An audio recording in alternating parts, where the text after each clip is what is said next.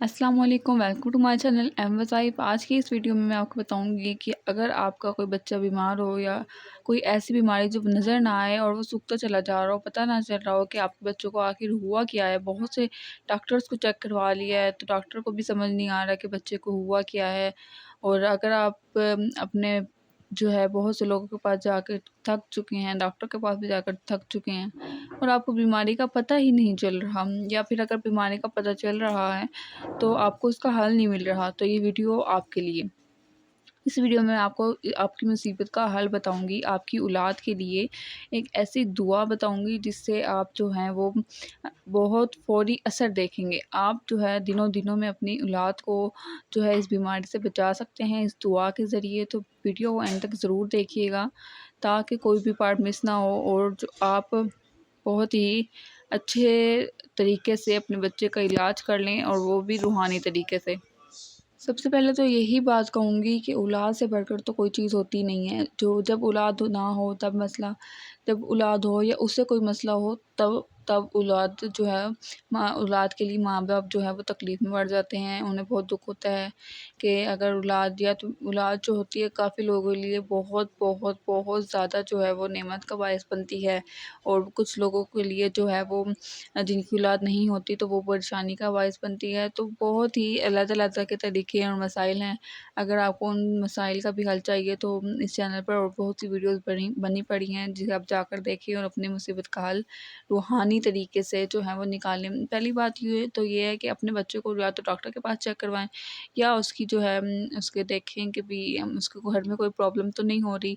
मतलब कि अगर उसे कोई टॉर्चर वगैरह कर रहा है तो आपको पहले अपने बच्चे को देखना चाहिए कि अगर उसे कोई टॉर्चर कर रहा है, कोई स्कूल में, कोई ट्यूशन में, कहीं भी वो जाता है, तो आपको पहले उस जगह को तलाश करना चाहिए। अगर अगर अगर आपको बीमारी का नहीं पता चल रहा तो ठीक है, डॉक्टर्स को भी नहीं पता चल रहा तो आपने पहले यही करना है कि जो है अपने बच्चे के ऊपर नज़र रखनी है कि वो किस चीज़ में शिकार हो रहा है, किस चीज़ को वो।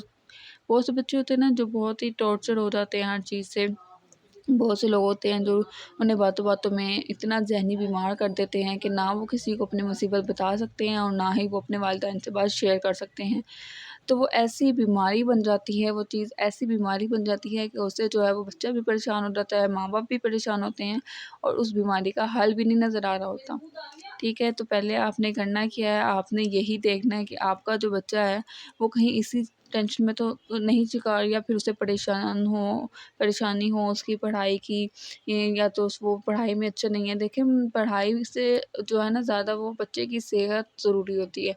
कुछ माँ-बाप ऐसे करते हैं कि बच्चे को पढ़ाई के अंदर इतना मगन कर देते हैं कि वो और किसी चीज़ में और किसी एक्टिविटीज़ में इन्वॉल्व ही नहीं हो पाता, और इसी तरह जो है वो अपना बैलेंस भी खो देता है। ठीक है? तो आप पहले अपनी इन चीज़ों के ऊपर गौर करें कि अगर आपका बच्चा इनमें से किसी के पास है, या उसे जो है साइकियाट्रिस्ट को दिखाएँ कि थेरेपिस्ट के पास लेके जाएँ, तो वो अपनी बातें शेयर करेगा तो इससे भी आपको जो है उनका हल मिल सकेगा। आजकल तो बहुत सी जो है ना, और जो है ना अपने बच्चों को एक और तरीका बताऊँगी, एक और बहुत ही अच्छी बात बताऊँगी कि जो भी हमारे पर भी हमारे माँ-बाप ने भी की है और हम खुद भी पढ़ कर निकलते हैं घर से। वो ये है कि अपने बच्चों को पहले तो जो है ना घर से जब निकलते वक़्त घर से निकलने की दुआ याद करवाएँ, ठीक है? और वो दुआ ये है कि बिस्मिल्लाहि तवक्कलतु अलाल्लाहि ला हौला वला कुव्वता इल्ला बिल्लाह। ये छोटी-सी आयत है, छोटी-सी दुआ है, ये आपने से याद करवानी है। ये मैं आपको वैसे ही बता रही हूँ, दुआ जो है इस आयत के लिए, इस बीमारी के लिए वो और है। तो मैं पहले बता रही हूँ कि इन चीज़ों से बचने के लिए आपको क्या करना चाहिए, आपको अपने बच्चे को बाहर निकलने की दुआ जो है वो याद करवानी चाहिए। और दूसरा ये कि आपको अपने बच्चे को जो बाहर निकलते वक़्त आयतुल कुर्सी ज़रूर पढ़वाया करें। आयतुल कुर्सी उन्हें पढ़ा दिया करें, उनके ऊपर पढ़कर फूँक दिया करें, तो इससे भी जो है वो अल्लाह ताला जो है वो फ़रिश्तों को कहते हैं कि ये मेरा बंदा, इसको अपनी अमान में ले लो और इसकी हिफ़ाज़त करना। ठीक है? तो ये 2 चीज़ें आपने लाज़मी करनी हैं, और जो मैंने आपको पहले बताया कि अपने बच्चे को खुद جائزہ لیں کہ وہ جہاں جاتا ہے کہیں اسے ٹارچر تو نہیں کیا جا رہا، کوئی اس کو ٹیچر جو ہوتے ہیں وہ اسے بہت برڈنائز تو نہیں کر رہے، اس کے اوپر کوئی بہت زیادہ بوجھ تو نہیں ڈال رہے۔ اگر ان میں سے کوئی مسئلہ نہیں ہے، سب کچھ کلیئر ہے، تب آپ کو کیا کرنا ہے، تب اس کے لیے آپ کو حل بتاتی ہوں۔ ان سب مسائل کا حل جو ہے نا، اگر اب ہو گیا، کچھ ہو گیا ٹھیک ہے، تو اب اس کا حل یہ ہے کہ آپ نے جو ہے نا پہلے وضو کر لینا ہے، پھر اس کے بعد یہ آپ نے سورہ یوسف پارہ نمبر آپ کو ملے گی 13 میں، ٹھیک ہے، یہ پارہ نمبر 13 میں ملے گی آپ کو، سورہ یوسف نکالنی ہے اور اس آیت کو، اس کی آیت نمبر 56 آپ نے پڑھنی ہے، ٹھیک ہے۔ سورہ یوسف نکال لینی ہے، پارہ نمبر آپ کو 13 میں مل جائے گی، 13ویں پارے میں، اور 56 آیت یعنی کہ 56 آیت آپ نے اس کی پڑھنی ہے، اور پڑھ کر آپ نے کیا کرنا ہے، اول آخر 3 دفعہ درود شریف پڑھنا ہے، اور اسے 21 دن تک پڑھنا ہے۔ کتنے دن تک پڑھنا ہے؟ 21 دن تک پڑھیں گے اس آیت کو، 21 دن تک پڑھیں گے۔ کتنی دفعہ پڑھنا ہے، کتنی دفعہ پڑھنا ہے یہ بھی بتا دیتی ہوں، 141 141 مرتبہ پڑھنا ہے آپ نے، ٹھیک ہے۔